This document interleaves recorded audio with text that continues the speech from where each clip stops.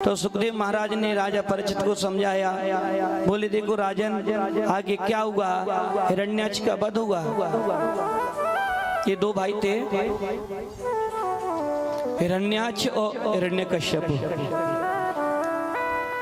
हिरण्याक्ष हिरण्यकश्यपु ये कौन थे ये भी बता दूं मैं। ये पहले वैकुंठ में रहते थे, विष्णु भगवान के वहाँ वैकुंठ में निवास करते थे और ये वैकुंठ के द्वारपाल थे हिरण्याक्ष हिरण्यकश्यप।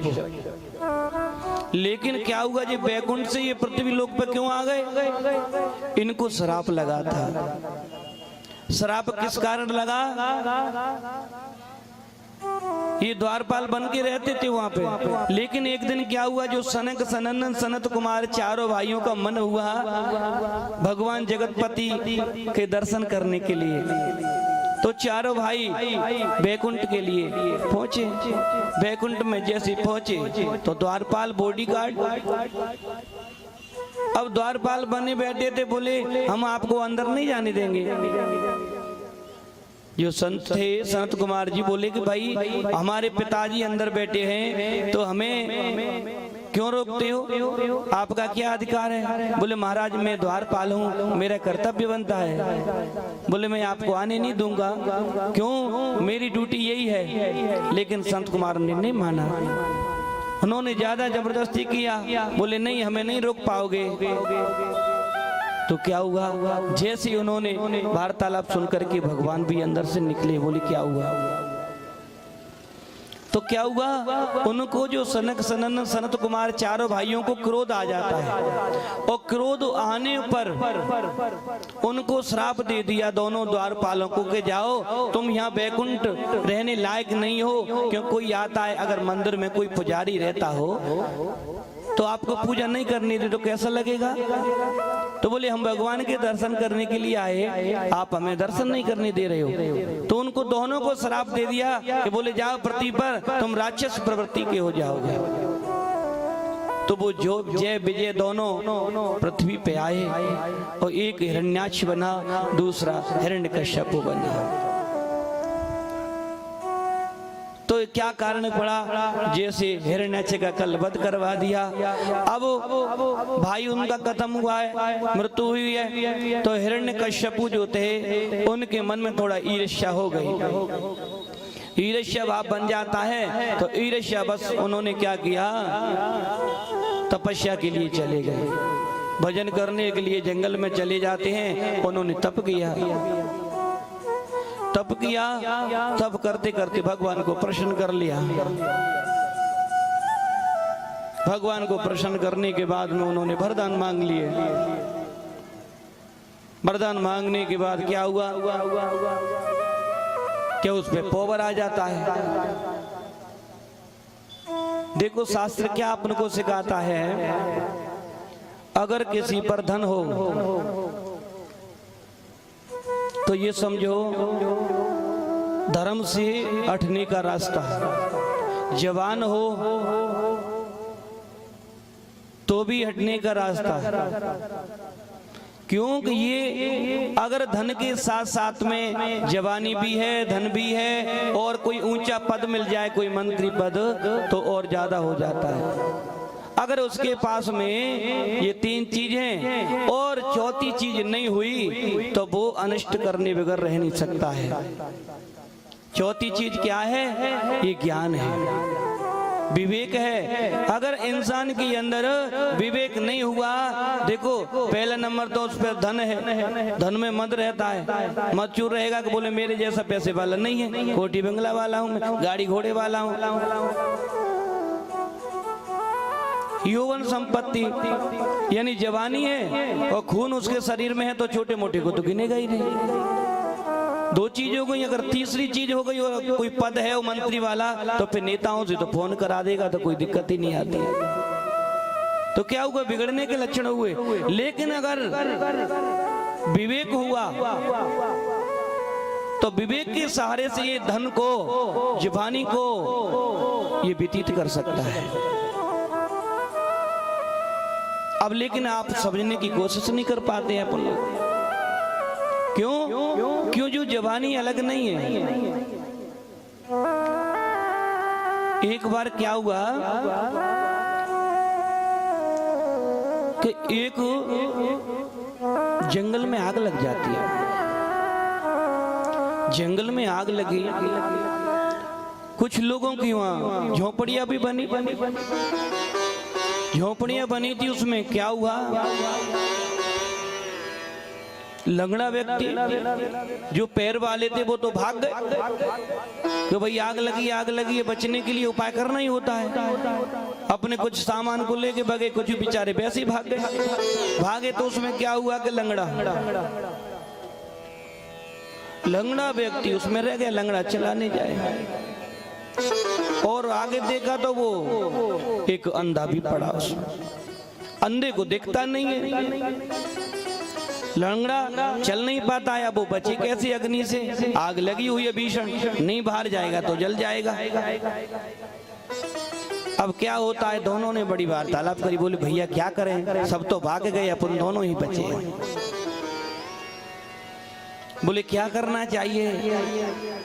अब अंधे ने कहा, बोले भाई मुझे तो दिखता नहीं है, मुझे कहाँ जाना है। लंगड़ा बोलता है भाई मुझे चल नहीं पाता हूं तो मैं कहाँ भागूंगा। लेकिन अंधे ने, लंगड़े ने अंधे को ज्ञान दिया। लंगड़े ने कहा, अरे अंधे भैया अगर एक काम कर ले अपन तो दोनों बच जाएं तो। बोले कोई उपाय हो तो बता। बोले एक उपाय है। बोले क्या उपाय है। देखो तुम लंगड़े हो, मैं अंधा हूँ, मुझे दिखता नहीं है, तुम चल नहीं पाते हो, तो तुम एक काम करो। लंगड़ा कहता है तुम एक काम करो कि तुम मुझे अपने कंधों पर बिठा लो। भाई तुम्हारे पैर तो साबित है ना, तुम तो चल पाते हो। बोले बिल्कुल सही बात है। बोले मुझे कंधे पर बिठा लो और मैं तुम्हें पैरों पे लेकर के चलूंगा और तुम अपने नेत्रों से मुझे दिखाते चलना रास्ता, तो दोनों बच जाएंगे। क्यों जो लंगड़ा था उसकी कंधों पर बैठ करके उसके नेत्र हो गए लंगड़े के, और जो अंधा पैरों का सहारा लिया। अब मेरे कहने का भाव क्या है, मूल तत्व पर पहुंचा दूंगा आपको कि मेरे अंधा क्या है। अंधा कोई पुरुष नहीं है। अंधा क्या है, जो जवानी होती है, युवावस्था आती है, उसमें व्यक्ति अंधा हो जाता है। वो किसी को सोचता नहीं है और न किसी को गिनता है। जो वृद्ध हो जाते हैं तो उनकी तो खुआरी करने लग जाता है। क्यों समझता नहीं कि मेरे अंदर एक खून है। क्यों वो अंधा जवानी में हुआ, लेकिन बुढ़ापा आ गया। बुढ़ापे में जो लंगड़ा व्यक्ति है तो लंगड़ा है, लंगड़े को सहारा चाहिए, सहारा। लेकिन जवानी वाली बात आई, अगर जो जवान अंधा व्यक्ति जवान अगर लंगड़े का सहारा ले ले तो भी दोनों बच सकते हैं ना, लेकिन अपन नहीं ले पाते हैं। अब सहारा कैसे लिया जाएगा ये भी बताऊं आपको। सहारा ऐसे लिया जाएगा कि जैसे घर में कोई वृद्ध है। वृद्ध कौन है, लंगड़ा वृद्ध हो गया और जवान हम हो गए अंधे। तो क्यों जो लंगड़ा जो घर पर वृद्ध व्यक्ति होता है तो उसका अपन को ज्ञान चाहिए। भाई लंगड़े नहीं तो ज्ञान दिया कि भले आदमी हमें तू कंधा पे उठा, हम तुझे दिखाएंगे और तुम चलना। तो जो जवानी में अपन अंधे बने बैठे हैं, अगर जो वृद्ध माता बहने भाई जो भी हैं, अगर उनसे अपन सलाह लेकर के कार्य करेंगे तो कोई कार्य बिगड़ नहीं सकता है। जवानी में अपना कार्य बिगाड़ सकते हैं, क्योंकि जो भाई जीवन का कुछ अनुभव भी तो होता है। जहाँ 80 साल के हो गए, 70 साल के हो गए तो उनको 70 साल का अनुभव नहीं होगा। आप पढ़ सकते हो, सब ठीक काम कर सकते हो, लेकिन अनुभव तो जीवन से ही आता है। तो आज क्या हुआ, कहानी वहीं पहुंच जाती है जैसे हिरण्याक्ष को थोड़ा सा अभिमान आ गया कि उसको पावर हो गया। पावर क्या हो गया कि उसने तपस्या करी, भगवान को प्रकट कर लिया, और भगवान को प्रकट करने के बाद उसने वरदान मांग लिए। और वरदान मांग लिए, इनकी जो पत्नी थी ना वो कयादू, कयादू पत्नी को घर पर छोड़ गए। उनके और भी पुत्र थे। अब क्या होता है, वो तपस्या में बड़ा लीन हो गया। अब नारद भगवान को पता चला कि ये तपस्या कर रहा है, अगर इसने ज्यादा पावर ले लिया भगवान से तो ये तो देवता लोगों को छोड़ेगा नहीं। क्यों? तो इसका भाई मारा गया है हिरण्याक्ष, तो ये तो उत्पात करेगा। अब दौड़े दौड़े दौड़े दौड़े नारद भगवान इंद्र के पास पहुंच जाते हैं। इंद्र से कहा, बोले भैया तुम्हें पता है? बोले क्या हुआ महाराज, कैसे पधारे इंद्रलोक में, आपका स्वागत करता हूँ। बोले नहीं, स्वागत तो बाद में करना, पहले मैं ये बताने आया हूँ कि जो हिरण्यकश्यप हुआ तपस्या कर रहा है, आपको पता है? बोले महाराज मैं भी डर रहा हूँ, क्यों शायद ऐसा पावर नहीं है कि मेरे इंद्र लोक को ही ले ले, कि इंद्र को पहले पड़ती है अपने सिंहासन की। तो जैसे ही बोले क्या करना चाहिए, अब इंद्र ने क्या किया, हिरण्यकश्यप के घर पहुंच जाता है। हिरण्यकश्यप के घर पहुंच जाता है। घर जाने के बाद सज्जनों क्या हुआ कि जो उनके पुत्र थे हिरण्यकश्यप के, इंद्र ने मार दिए। और कयादू गर्भवती थी, कोई पुत्र होने वाला था, उसको इंद्र लेके जा रहा। इंद्र लेके जा रहा था, लेकिन नारद ने देख लिया। बोले ये तो गलत कर रहे हो भाई, पर रही नारी को ऐसे नहीं ले जाना चाहिए, कोई है नहीं, चलो आपने पुत्र मारे कोई बात नहीं है, लेकिन ये ऐसा नहीं करना चाहिए। उनको बचाया कयादू को बचाने के बाद उनको इंद्र को बताया। बोले पता है इनके जो गर्भ में है, अरे वो भक्त पैदा होगा, भगवान को चाहने वाला होगा। अब इंद्र ने उस कयादू को छोड़ दिया रास्ते में। अब कयादू ना तो घर की ना बाहर की बेचारे। उन्होंने क्या किया, कयादू को नारद भगवान अपनी कुटिया पे ले आए। अपनी कुटिया पे ले आए।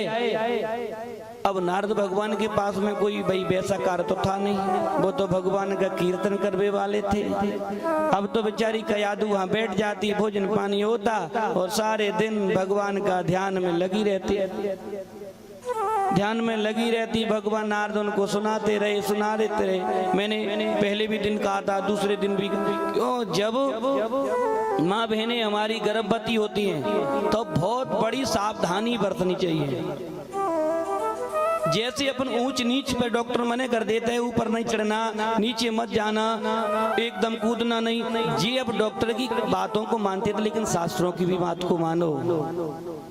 जो मानने वाली बात नहीं होती उसको तो मान रहे हैं, लेकिन जो मानने वाली उसको नहीं मान रहे हैं। शास्त्र अपन को क्या सिखाता है, शास्त्र ये कहता है कि जब माँ बहनें हमारी जब गर्भवती होती हैं तब उनको इतनी सावधानी रखना चाहिए कि अपने मकान में ऐसा चित्रपट लगाइएगा भगवान का सौंदर्य का, हंसते हुए मुख का। ऐसा नहीं कि बांदर जैसा हो मुंह, वैसा ही बालक जैसे वो उत्पन्न हो जाता है।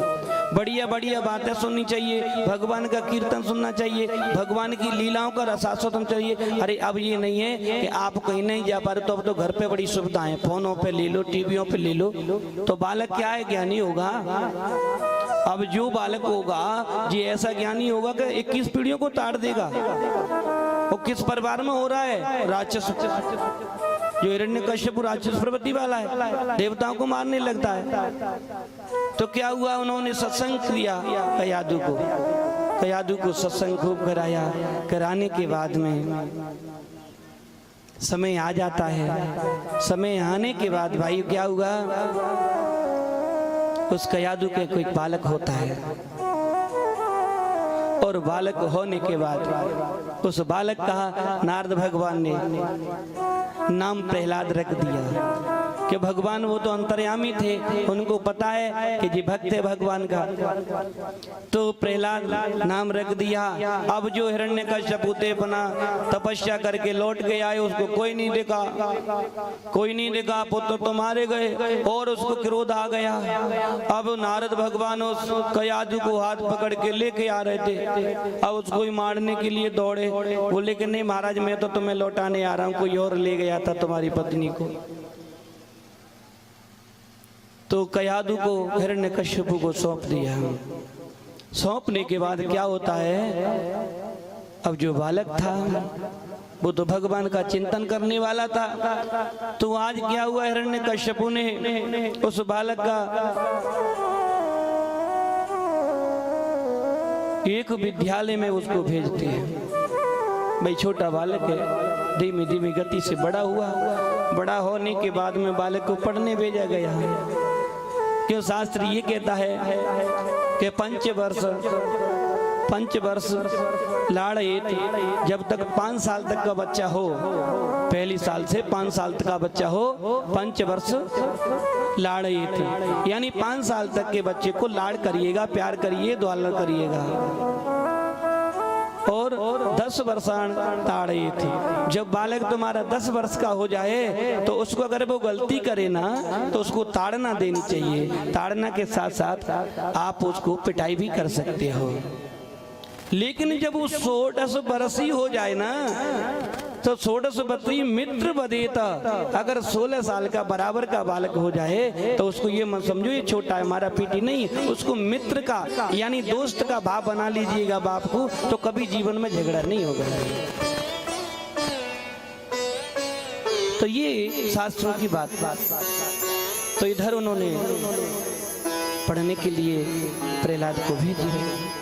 जैसे भेजा कहा, उनका विद्यालय हिरण्यकश्यपु विश्वविद्यालय अपने नाम से चला रहा है। अब विद्यालय है, अब विद्यालय में जो संडामरक गुरु जी है, भाई राक्षसों के गुरु अलग थे, देवताओं के गुरु अलग थे। तो राक्षस संडामरक गुरु जी के पास भेज दिया, बोले इनको ढंग से पढ़ाना, ये मुझे बेका बेका दिखता है। बोले कैसे दिखता है? बोले ये अकेला लगा रहता है, कहीं पता नहीं कौन किसका भजन करता है। बोले इसको ढंग से अगर नहीं माने तो पिटाई भी कर दो, कोई बात नहीं है। लेकिन पहले जमाने की बात करूं, पहले जमाने में जी मान लो अगर 5वीं क्लास पढ़ लिया तो ये मान लो MBBS कर ली वाली। और अब का अगर अब भाई पहले जी मानो कि माँ बाप ध्यान नहीं देते थे, अगर टीचर पढ़ा रहा है और नहीं आता है, उसको पिटाई कर रहा है तो शिकायत करने नहीं जाते थे, उल्टा लटका देते थे। लेकिन अगर भैया आज का युग वो आ गया है, अगर उससे उंगली भी लगा दी ना बालक से तो शिकायत करने के लिए पहुंच जाते हैं स्कूलों में। इसीलिए वो अपनी विद्या है कम, क्यों टीचर क्यों ध्यान देंगे भाई, जब तुम शिकायत करोगे उसके भविष्य को बना रहे हैं। तो ये योग के प्रभाव है। और संडामरक के पास में पहुंच जाते हैं प्रहलाद जी को दोनों समझाया उन्होंने। संडामरक गुरु जी कहते बोले लाला देखो तुम्हारे पिताजी कह गए बढ़िया तरह से पढ़ना, मेरे नाम को बदनाम मत करना। बोले ठीक है गुरु जी। और भी बालक पढ़ते। अब तो जैसे ही प्रहलाद को पढ़ाते, लेकिन वो पढ़ाई उसको जो पढ़ाए ना गुरु उसको नहीं पढ़े, वो तो अपनी पढ़ाई अलग। अब उसकी पढ़ाई क्या थी, वही भगवान की लीलाओं का। देखो जो कुछ लोग ऐसे होते हैं भगवान के नाम में आनंद आता है, कुछ लोग ऐसे होते हैं उनको चुगलियों में आनंद आता है। तो हर इंसान की खूबियां अलग अलग होती हैं। अगर कोई वैसा व्यक्ति हो दुष्ट, उससे कहोगे सत्संग में चल तो वो नहीं जाएगा। अगर उससे कहोगे चलो कि कोई वैसा काम हो रहा है नाचने गाने वाला तो वहां जाएगा, और गड्डी और ले जाकर साथ में फेंक भी के काज है।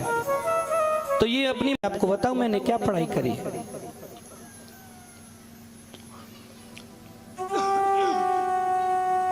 बोले मैंने पढ़ाई ये की है कि श्रवणम कीर्तनम विष्णु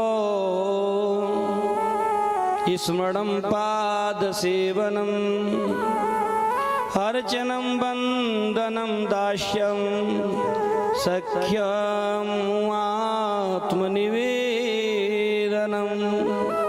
बोले पिताजी मैंने श्रवणम कीर्तनम विष्णु, बोले हमने ये सीखा है कि विष्णु भगवान का श्रवण करो, विष्णु भगवान का कीर्तन करो। क्यों श्रवणम कीर्तनम? बोले भगवान की 9 भक्ति होती हैं। कितनी? 9 प्रकार की भक्ति होती हैं, और 9 प्रकार की भक्ति होती हैं। आपने एक भी भक्ति ले ली तो भी कल्याण है। ये प्रहलाद जी बता रहे हैं। प्रहलाद जी ने कहा बोले कि 9 भक्ति है, उसको नवदा भक्ति कहते हैं। बोले पहली व्यक्ति का नाम है श्रवणम, बोले पहले भगवान का श्रवण करो। भाई जब श्रवण करोगे सुनोगे तभी तो आपको ज्ञान होगा कि कृष्ण कौन है, राधा कौन है, माधव कौन है, राम कौन है। तो ये अपना मन तभी लगेगा, श्रवणम कीर्तनम। फिर भगवान के नाम का कीर्तन करिएगा। दूसरे नंबर का। तीसरा विष्णु भगवान का ध्यान करते करते स्मरणम पाद सेवनम, और उनके पैरों का स्मरण करते रहिएगा। और अर्चना करनी चाहिए, भगवान का बंधन करना चाहिए। और दास्यम सख्य आत्म निवेदनम, यानी दास्य किसे बोलते हैं, जैसे गुरु बनाते हैं तो गुरु का वो दास बन जाता है। तो दास सख्य आत्म निवेदनम, अपना मन अपने मन भाव को ये बदलो कि हे प्रभु हम आपके दास हैं, हम आपके सेवक हैं, हम पर कृपा करिए। तो दास बनकर के भगवान से निवेदन करेंगे तो कृपा बरसेगी। तो प्रहलाद जी ने इसी तरीका से उनको बताया। जब विष्णु नाम आया तो प्रहलाद जी को डांटा। हिरण्यकश्यप ने संडामर गुरु को बुलाया, बोले गुरु ये बताओ आप ये इस बालक को बिगाड़ रहे हो या इसको बना रहे हो? बोले महाराज क्या हुआ? बोले ये विष्णु का नाम लेता है, नारायण को बताता है। बोले क्यों? तो हमने तो महाराज वही पढ़ाई पढ़ा रहे हैं, लेकिन इसकी पढ़ाई पता नहीं कहाँ से अलग से आ जाती है। बोले ढंग से अब तो माफ कर रहा हूँ, लेकिन ढंग से नहीं पढ़ाया तो आप समझ लीजिएगा आपको यहाँ से जाना पड़ेगा। क्यों? पॉवर है हिरण्यकश्यप। अब ये चर्चा होने के बाद में क्या हुआ, जैसे प्रहलाद जी के पिताजी चले जाते, जाने के बाद चले गए, लेकिन फिर भी नहीं मानता प्रहलाद भगवान के नाम का बड़ी हो। हिरण्यकश्यप संडामर गुरु जी ने खबर भेजी, बोले ये नहीं मानता है, आप जो करें उसके साथ करिएगा। तो हिरण्यकश्यप ने उसके साथ में प्रहलाद जी की में बड़ा बुरा किया, उसको जमल के ऊपर से फेंक दिया, और उन्होंने कई कड़ी सजाएं दी उनको। जो होलिका जलती है वो प्रहलाद बन के आते, उनको होलिका भी बहन बन के आई और वो भी उनको जलाए, लेकिन भगवान की कृपा से वो बचे कि नहीं बचे। तो ये करने के बाद फिर भी संडामर के फिर आश्रम में डाल जाते हैं। अब एक दिन क्या होता है, एक दिन ये हुआ प्रहलाद जी जैसे बैठे, और उनके जो मित्र तो हो ही जाते हैं, पढ़ते हैं तो मित्र हो गए। मित्रों ने कहे, बोले मित्र आप प्रहलाद मुझे ये बताओ, देखो आपको चोट लगती है लेकिन दर्द हमें होता है। बोले क्यों?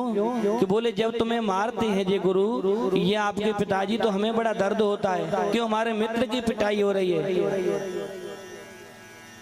बोले आप इस नारायण को क्यों नहीं छोड़ देते हो, भाई भगवान विष्णु को क्यों नहीं छोड़ देते हो? लेकिन प्रहलाद ने कहा, बोले भैया, बोले जो छोड़ने वाली चीज है वो नहीं छोड़ी जाती है, जो छोड़ने वाली है उसको आप छोड़ दो ना। बोले जो आपकी पढ़ाई है वो कोई काम नहीं आएगी, लेकिन जो मेरी पढ़ाई है वो जीवन भर काम आएगी। बोले ऐसी आपने क्या पढ़ाई करी है? बोले हाँ, बोले नारायण भगवान में तो वो शक्ति है कि पत्थर में से भी भगवान प्रकट होते हैं। बोले अच्छा? बोले हाँ। बोले समझना चाहते हो? बोले हमें समझाइए ना। बोले देखो भगवान की ऐसी कृपा होती है, जैसे अग्नि अपन जलाते हैं, चूल्हे में अग्नि जल रही है और उस अग्नि के ऊपर एक पात्र रखा हुआ है, वो पात्र रखने में उसमें अपने जल भर दिया है, और जल भरने के बाद में अग्नि क्या कर रही है, उस पात्र को गर्म कर रही है, और वो पात्र उस पानी को गर्म कर रहा है। लेकिन उस पानी का स्वाद क्या हो जाता है, पानी कितना भी आप उसको गर्म कर लीजिएगा, लेकिन धीमी धीमी गति से वो ठंडा हो जाता है। कि उसका स्वाद है। जब ही तो कहा कि ऐसी वाणी बोलिए जो मन का आपा खोए, औरन को शीतल करे आपो शीतल होए। पानी से जल से ये सीखो, कितना भी उसको खौला लेना, अंत में क्या है, वो अंत में क्या होता है, वो ठंडा ही हो जाता है। तो इसलिए अपनी वाणी को पहले तो बोलने से पहले तौल लो कि हमें ये बोलना है कि हमारी वाणी से किसी को कष्ट न हो, ये भी पाप लगता है। तो आज वही उनको समझाया, लेकिन समझाने के बाद लेकिन नहीं समझ पा रहे, बोले आपको ये कह रहे हो भगवान वाली बात, बोले भगवान में तो वो शक्ति होती है कि भगवान को आप करके तो देखिएगा। बोले खेल खेलते हैं मित्र, खेल खेलते हैं। बोले अरे भैया खेल भी ऐसा खेलो भगवान से मिलता जुलता खेलो ना, वैसे खेलों से क्या होता है। बोले तो बोले अब तक आप अपने खेल को खेलते आए, लेकिन अब मेरे खेल को खेलिएगा। बोले तुम्हारा खेल क्या है। बोले बिल्कुल, देखो हमारे खेल में कितना आनंद आता है, आप खेल के तो देखिएगा। जब उन्होंने क्या कहा, बोले कि ठीक है आपने खेल को दिखाइएगा। तब प्रहलाद जी बोल पड़े कि न केवलम में भवतस्य राजनम सवई बलिनाम च परेशाम परवे मिस्त्र जंगमा स्तरो भव। बोले मित्र हो, भगवान का स्मरण करने से ही स्मरण की शक्ति पावर शक्ति बढ़ जाती है। बोले अच्छा, बोले हमारे खेल में जी है कि भगवान भी प्रकट हो जाते हैं। बोले अच्छा, बोले हाँ तो खेलिएगा। तब उन्होंने क्या बोले खेलना क्या है कि सब लोग अपने अपने वो ले लो, किसी को मंजीरा दे दिया, किसी को वो बजाने वाला, किसी को गाने वाला। अब तो उन्होंने क्या बोले आज कीर्तन करके देखेंगे। तो अब प्रहलाद जी ने अपने स्कूल में ही भगवान नाम का कीर्तन चालू किया। अब वो कीर्तन कर रहे हैं कि श्रीमन नारायण नारायण नारायण नारायण नारायण नारायण श्रीमन नारायण नारायण नारायण श्रीमन नारायण नारायण नारायण श्रीमन नारायण नारायण नारायण श्रीमन नारायण नारायण नारायण भजमन नारायण नारायण नारायण भजमन नारायण नारायण नारायण नारायण नारायण नारायण भजमन नारायण नारायण नारायण लक्ष्मी नारायण नारायण नारायण लक्ष्मी नारायण नारायण नारायण जो नारायण नाम लेते हैं, नारायण नाम लेते हैं, आप होत सब चारायण से। नारायण नारायण नारायण श्रीमन नारायण नारायण नारायण। अब तो नारायण का नाम कीर्तन चला स्कूल में, और संडा गुरु जी थे वो बात। अब जैसे ही नारायण की धुनी की आवाज सुनी पड़ी, अब नारायण की धुनी की आवाज सुनी पड़ी तो क्या हुआ, अब तो प्रहलाद जी ने जितने मित्र थे ने सबको ताल मंजीरा ढंग जो सब दे करके भेजे ना अपने और।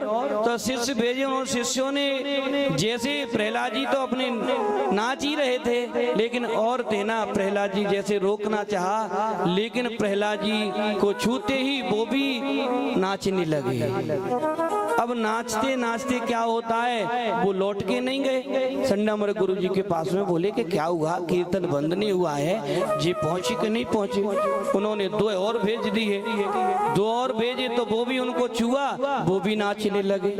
तो देखो ये करंट है, अगर करंट बिजली का लग जाता है किसी व्यक्ति को, अगर आपने उसको पकड़ा ना तो वो आपको भी करंट लगने लगेगा। तो वैसे ही मेरे गोविंद का करंट ऐसा है भैया, अगर उसका करंट लग गया तो वो जीवन में करंट नहीं निकलता है।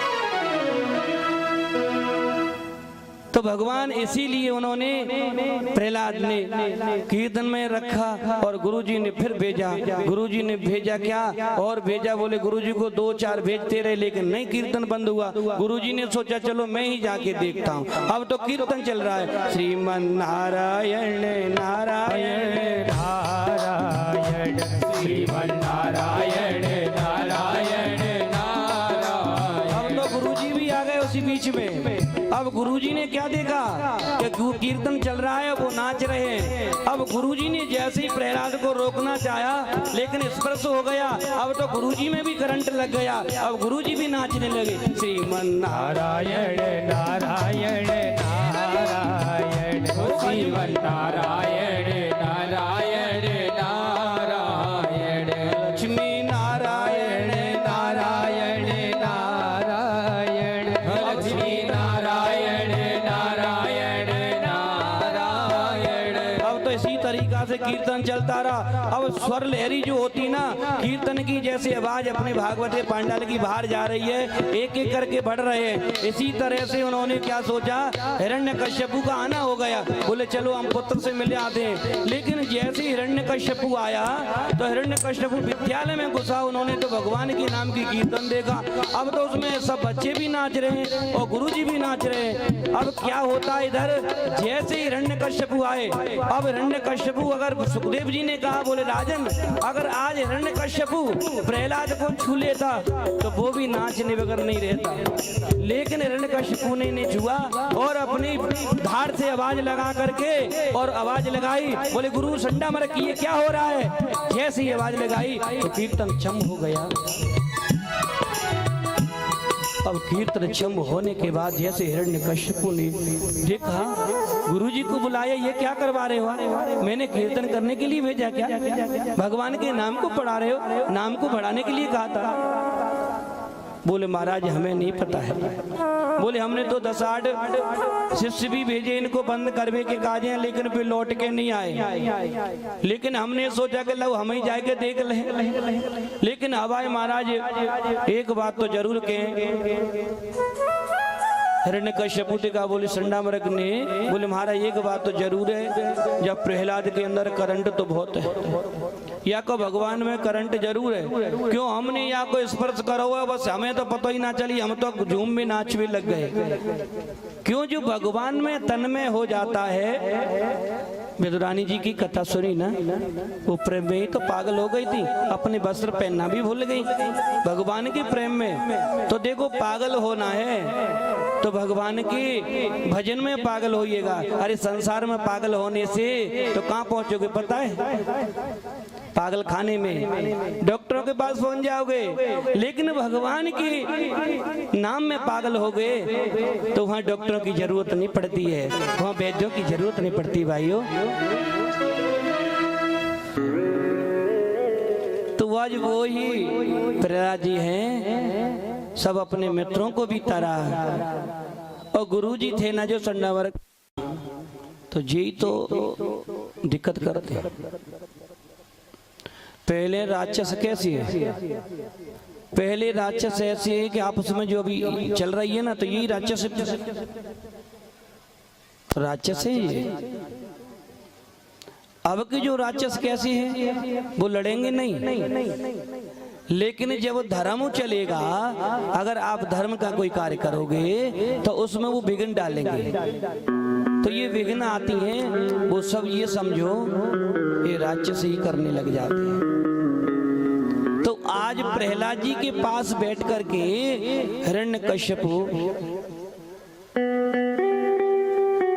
हिरण्यकश्यपु ने पूछा, प्रहलाद तुम समझते नहीं हो, तुम्हें कितना दंड दे दिया, कितना मारा, कितना पीटा, आप समझने की कोशिश क्यों नहीं करते हो। बोले पिताजी वो ठीक है, लेकिन जो मैं कर रहा हूँ वो अच्छा कार्य कर रहा हूँ। बोली अच्छा क्या कर रहे हो, जब पिता से हट करके कोई कार्य करे तो अच्छा क्या है बेटा। बोले नहीं, बोले तुम नारायण नारायण कहती हो, तो नारायण ये कौन है, कहाँ है, कहाँ से आता है नारायण। बोले कैसा है, तो प्रहलाद जी बोल पड़े, और प्रहलाद जी ने कहा, बोले पिताजी आप कह रहे हो नारायण। बोले जो आप हो ना, आप भी नारायण भगवान ने बनाया है, मुझे भी नारायण ने बनाया है, चींटी को भी नारायण ने बनाया है, हाथी को भी नारायण ने बनाया है, आप कहते हो कि नारायण कहाँ है। बोले कैसे बनाया है, बोले कहाँ रहता है। तब उन्होंने कहा, क्योंकि बोले प्रहलाद जी को वार्तालाप प्रहलाद जी के पास में बैठ करके और प्रहलाद जी के मुख से निकल जाता है कि सूर्य अनेक फिरे कड़ मांगत, सूर्य फिरे कड़ मांगत और पे पद सो स्वाद कहाँ और पुण्य ताल मंजीरा बजावत फिरे, मीरा जैसी चाह कहाँ। और सिया राम कथा कितनों ने लिखी, तुलसी जैसी मर्यादा कहाँ।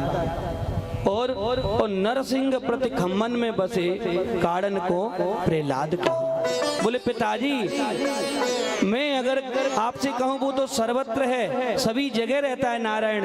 बोले आप कह रहे हो ना, उस प्रहलाद को उस खम्मे पर एक चींटी दिख जाती है और वो खम्मा कैसा था, लाल था। बोले कि अगर आज प्रहलाद नहीं मानेगा तो इस खम्मे से इसको चिपकाया जाएगा गरम करके। लेकिन देखो परमात्मा की कृपा, वो चींटी उस गरम खम्मे पर चींटी रूपी भगवान ही आ गए और उस चींटी को देख करके और प्रहलाद जी ने बोल दिया, बोले पिताजी आप कहते इस खम्मे में भी भगवान है। बोले भगवान है? बोले हाँ कौन है? बोले नारायण। जैसे ही नारायण के बाद बोले अच्छा, अब हिरण्यकश्यप ने अपनी तलवार को उठाया, बोले आज देखता हूँ तेरे नारायण को। अब जैसे ही मारने के लिए प्रहलाद को दौड़ा और उसमें से खम्मे से नरसिंह भगवान निकल आते हैं उस खम्मे को। जैसे ही नरसिंह भगवान बाहर निकले और देख करके अब नरसिंह भगवान कैसे थे, अब आधा शरीर नर का, आधा शरीर बब्बर शेर का। और अब देखते हुए बोले जी नारायण। बोले कि बिल्कुल, कहाँ है? इधर गया नारायण भगवान। अब जैसे ही नरसिंह भगवान अब इधर उधर भगे। अब जैसे ही हिरण्यकश्यप युद्ध करने के लिए तैयार हो गया, युद्ध दोनों में छिड़ गया, हिरण्यकश्यप भगवान और जैसे ही भगवान हिरण्यकश्यप ने उनको पकड़ लिया, पकड़ करके अब आपस में लड़ने लगे। लड़ते लड़ते क्या हुआ, अब हिरण्यकश्यप को भगवान ने पकड़ करके अपनी जंघा पर लिटा दिया। बोले आज तुझे नहीं छोड़ूंगा। बोले तुम कौन हो? बोले मैं नारायण हूँ। जैसे ही नारायण की फिर आवाज सुनी, जैसे ही दौड़ पड़ा हिरण्यकश्यप उठ करके फिर तलवार लेकर के और हिरण्यकश्यप पर दौड़ने के बाद में जैसे ही नरसिंह भगवान पे हार किया, दहाड़ देने के बाद में फिर पुनः पकड़ लेते हैं भगवान नरसिंह और पकड़ने के बाद में उसको फिर देहरी पे ले जा करके पकड़ लेते हैं, जंघा पे लिटा लिया और अपने नाखूनों को दिखा रहे हैं। शेर के नाखून होते हैं तो उन्होंने नाखून को दिखाया। बोले आज तेरे इससे नाखूनों से ही सारा कमाल कर दूंगा। लेकिन हिरण्यकश्यप बोल पड़े, क्या कहने लगे? बोले आप मुझे नहीं मार सकते हो। बोले क्यों? बोले हाँ नहीं मार सकते, मैंने वरदान लिया है। बोले वरदान लिया है? क्या वरदान लिया है? बोले मैंने वरदान मांगा है भगवान से, मुझे वरदान चाहिए। बोले क्या चाहिए? बोले मैं नर से मरूं ना मनुष्य से मरूं। बोले तुम ये बताओ भले आदमी मनुष्य दिख रहा हूँ क्या जानवर दिख रहा हूँ? बोले तुम तो आधे आधे हो। बोले आधे बब्बर सिर हो, आज मनुष्य हो। बोले ये बोले ठीक फिर भी नहीं मार सकते हो। बोले क्यों? बोले मैंने और भी वरदान मांगे थे। बोले और क्या मांगा? बोले मैं दिन में मरूं ना रात में मरूंगा। बोले तुम ही बताओ ये रात है या दिन है? तो उसने हिरण्यकश्यप ने कहा तो ये तो दिन भी नहीं है रात भी नहीं है। बोले तो ये तो साय की बेला थी, जो गोधूली बेला होती है साय की बेला थी। बोले फिर भी नहीं मार सकते हो। बोले क्यों? बोले और भी वरदान लिया है मैंने। बोले और क्या वरदान लिया है? बोले मैं भगवान से जो बना हुआ मनुष्य हो उससे मैं नहीं मारा जाऊं। तो उन्होंने कहा, बोले भले आदमी जी बताओ। बोले ब्रह्मा जी ने आपको वरदान दिया है। तो ब्रह्मा ने मुझे नहीं बनाया है, ब्रह्मा को मैंने बनाया है। नारायण भगवान की नाभि से कमल निकला, कमल से भगवान ब्रह्मा जी बैठ करके आए। तो बोले मैंने ब्रह्मा को मैं बनाता हूँ, ब्रह्मा मुझे नहीं बनाता है। बोले आप नहीं छोड़ूंगा।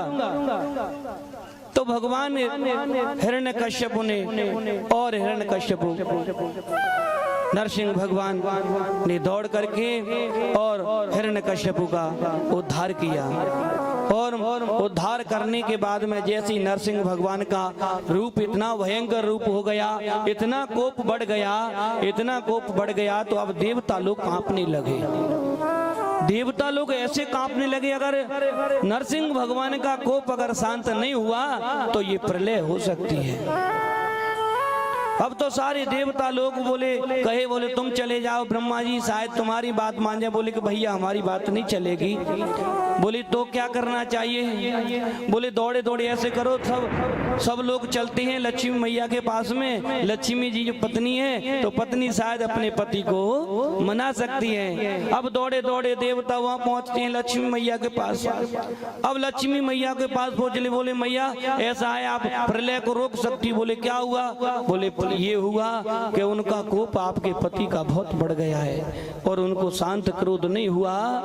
आपने देखा होगा अगर क्रोध आता है तो सारा विवेक चला जाता है, पीछे खेद आता है कि हमने सामने वाले से क्या गलती करी। तो आज वही लक्ष्मी जी के पास बोले कि चलो कोई बात नहीं, ये तो 2 मिनट का काम है, मैं बोल दूंगी तो मान जाएंगे।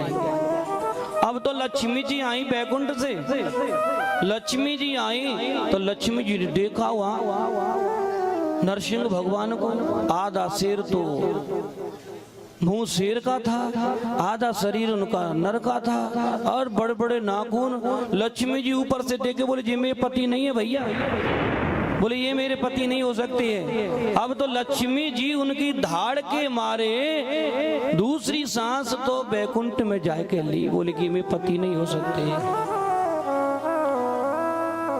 लेकिन सुखदेव जी वर्णन किया, बोले राजन किसी की औकात नहीं है। हिरण्यकश्यपु को मारने के बाद जो नरसिंह भगवान में क्रोध आया था, उनके क्रोध को शांत करने में किसी में सामर्थ्य नहीं है कि उनको क्रोध को शांत कर सकते हैं। बोले एक ही पात्र ऐसा है वो शांत कर सकता है। बोले कौन है? बोले वो प्रहलाद है। अगर प्रहलाद को तुम भगवान के सामने अगर खड़े कर दोगे तो शायद वो शांत हो सकते हैं। अब तो नरसिंह भगवान हुंकार भरते रहे, हुंकार भरते, देवता लोग पीछे से देख रहे। अब प्रहलाद को आगे कर दिया। बोले भाई तुम ही इस प्रलय को बचा सकते हो। प्रहलाद जी आगे खड़े हो गए। प्रहलाद जी आगे खड़े होने के बाद क्या किया भगवान ने पता है? प्रहलाद जी को चाटने लग जाते हैं। प्रहलाद जी को जैसे चाटा, अपनी जीभ से चाट रहे हो, मुंह पर चाटना किया, शरीर पे चाटना किया। चाटते चाटते धीरे धीरे जैसे गाय होती है, गाय अपने बछड़े को चाटती है, अपने बच्चे पे दुलार करती है, ऐसे ही भगवान नरसिंह ने प्रहलाद को चाटना प्रारंभ कर दिया। प्रणाम करने के बाद में प्रहलाद देखते जा रहे हैं, उनका कोप धीरे धीरे शांत होता जा रहा है। अब जैसे ही प्रहलाद जी ने उनसे निवेदन किया, निवेदन क्या है? व्यास भगवान ने कहा, स्तुति करी प्रहलाद जी ने कि ब्रह्मा दया सुरगणा मुनयो तसिद्धा सत्वैकतानमतयो वचसा प्रवाह किनारादितो प्रिय गुणैरयुगा बपो तुम वेष्टुमार्तम नरसिंह जाय। बोले भगवान मैं एक छोटा सा आपको निवेदन करना चाहता हूँ। बोले कहिए। बोले महाराज आपने मेरे पर कृपा करी, मेरी इज्जत को बचाया। मैं तो वैसे ही बोल पड़ा कैसे खम्बे में है हो, लेकिन आप खम्बे में से भी आ गए। देखो भक्त के लिए भगवान अपनी प्रतिज्ञा को तोड़ देता है, अपने नियमों को तोड़ देता है। तो आज क्या हुआ? वो स्थिति प्रहलाद के साथ में, जैसे बोले प्रभु ने स्तुति करी और प्रहलाद ने स्तुति करके भगवान नरसिंह को उनसे निवेदन किया। बोले प्रभु मैं आपसे एक निवेदन करना चाहता हूँ। बोले कहो। बोले क्या कहना चाहते हो प्रहलाद? बोले महाराज मैं क्या कहूँ, मैं कुछ कहने लायक नहीं हूँ। मैं एक राक्षस परिवार में मेरा जन्म हुआ, कोई भजन करने वाला नहीं निकला। मैंने बहुत काफी प्रयास किया लेकिन नहीं समझे। लेकिन नरसिंह भगवान ने कहा बोले लाला ये बातें करने की नहीं है, तुम तो वरदान मांगो कुछ। लेकिन भगवान ने कहा बोले वरदान मांगो। बोले प्रभु मुझे आपके दर्शन हो गए, मुझे क्या वरदान कुछ नहीं चाहिए। बोले नहीं नहीं वरदान तो मांगो। तो बोले कि वरदान, बोले प्रभु मैं तो आपसे निवेदन करूंगा, वरदान क्या, मुझे वरदान तो देना चाहते हो ना। मैं एक राक्षस प्रवृत्ति वाले परिवार में जन्म हुआ है, तो मेरा जो परिवार है वो नरक में न जाए, ऐसा कर दीजिएगा। क्योंकि जीवन में कहने लायक वैसा हो जाएगा, क्योंकि जिसके परिवार में ऐसा भक्त हो गया और आपका सेवक बन गया तो आपका ही नाम बदनाम होगा। क्यों? क्योंकि जैसे मैंने सेवा करी और सेवा करने के बाद मेरे उद्धार नहीं हुआ पिता का, तो मेरा भी जीवन सार्थक नहीं बन पाएगा। तो नरसिंह भगवान ने क्या कहा? नरसिंह भगवान बोले अरे प्रहलाद तुम्हारे जैसा अगर जिस परिवार में बालक उत्पन्न हो जाता है, धर्म को चलाने वाला ऐसा बालक हो जाता है, तुम उसके पिता की बात चल रही है, अरे उसकी 7 पीढ़ियां तर जाती हैं अगर ऐसा बालक उत्पन्न हो जाए तो। बोलिए नरसिंह भगवान की जय हो।